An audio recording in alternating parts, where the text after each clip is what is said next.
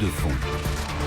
Clémence Dachicourt nous attend chez Morningstar. Bonjour Clémence, vous nous parlez ce matin d'actions japonaises, une classe d'actifs qu'il est intéressant de redécouvrir dans des marchés un petit peu inégaux depuis le début de l'année, c'est bien ça ?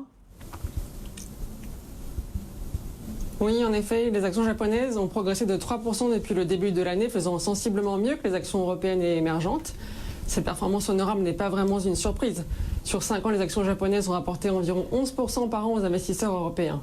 L'explication est assez simple, on a assisté à un rebond des profits des entreprises de près de 21% par an sur cette période.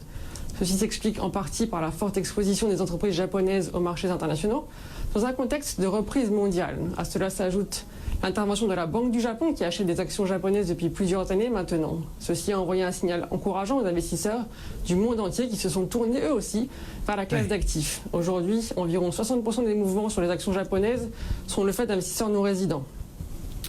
Donc on a quand même déjà une belle progression finalement, vous l'avez rappelé. Est-ce que ça veut dire qu'on peut toujours s'y intéresser ou bien qu'il faut considérer qu'elles sont devenues un petit peu chères ces actions japonaises ? Oui, notre analyse suggère toujours une surpondération des actions japonaises qui se justifie par plusieurs éléments. Si les marges des entreprises ont déjà bien rebondi, elles disposent encore de leviers tels que l'optimisation de leur bilan, où l'on trouve souvent encore beaucoup de liquidités. Ceci devrait contribuer à améliorer la rentabilité des fonds propres et constituer un facteur de soutien. Par ailleurs, les entreprises japonaises devraient poursuivre leurs efforts en matière de rémunération des actionnaires, jusqu'ici parents pauvres de leur politique de distribution. Nous attendons des changements de gouvernance initiés par le gouvernement Abe, une hausse des taux de distribution des dividendes et des rachats d'actions. Enfin, la valorisation ne nous semble pas excessive.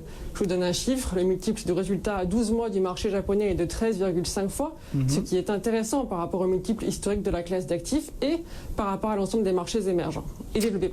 Voilà donc pour... L'exposé aux actions japonaises fait donc encore sens de notre point de vue, à condition de faire évidemment appel aux meilleurs spécialistes. Alors justement, dans votre base, quels fonds vous nous recommanderiez de regarder pour s'intéresser à ces actions japonaises ?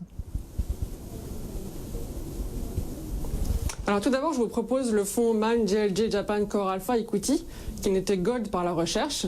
Malgré des frais un petit peu élevés, à notre avis, ce fonds bénéficie d'une équipe stable et expérimentée, pilotée par 3 gérants chevronnés. Le fonds se focalise sur 300 plus grandes sociétés japonaises, exposant à des valeurs de qualité mais fortement décotées.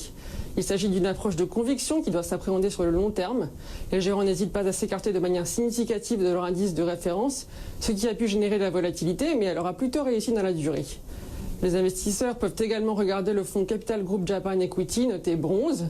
Outre l'expérience de l'équipe de gestion et les ressources mises à disposition, le fonds suit une approche multigérant qui vise à éviter les biais de style et à s'assurer que la sélection de titres constitue le principal moteur de performance sur le long terme. Si cette approche a pu se traduire par des écarts de performance assez importants par rapport au benchmark, les performances de long terme n'en demeurent pas moins au rendez-vous. Enfin, au sein d'une classe d'actifs où la gestion active n'a pas toujours apporté de la valeur, il existe des solutions du côté de la gestion passive, avec le fonds Lixor Japan Topics ETF.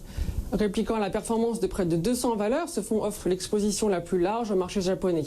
Ce tracker n'offre pas les frais les plus faibles, il a néanmoins surperformé les autres fonds de sa catégorie sur 3, 5 et 10 ans.